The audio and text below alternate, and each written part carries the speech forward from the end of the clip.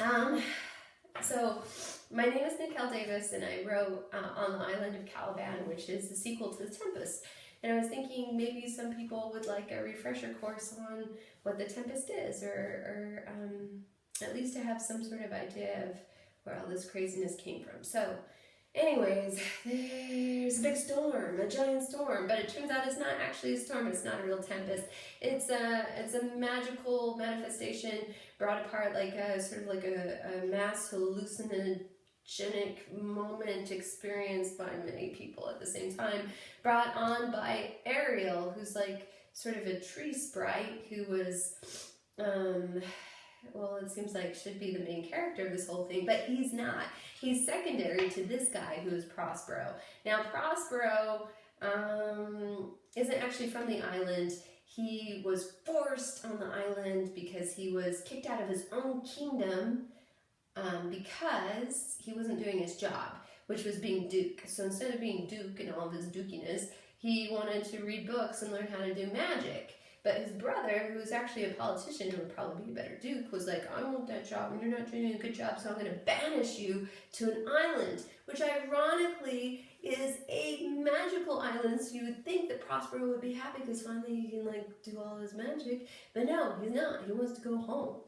I guess because we all want to go home at some point. So anyways, he tells Ariel to make a big storm so that he can catch his brother on the seas and lure him and the king's son onto the island, so that he can like get revenge, and then in revenge somehow like be vindicated, and in vindication he'd be able to go home again. And so Ariel's like, okay, sure, because I'm free, which means I do everything that you tell me to, I'll go do that.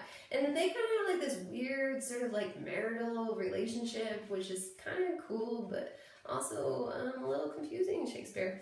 Also, this is a really interesting Shakespeare play because it's one of the only ones where there's like music. It's like a musical, like do do do do do. And so Ariel sings a lot, and there's kind of like this nice sort of drag show going on there. Anyway, so when Prospero was banished, he was banished there with his daughter, who has no mother really, and doesn't really remember anything about her home, really. And so, of course, she's curious because she's the only other human being on the island, but not really.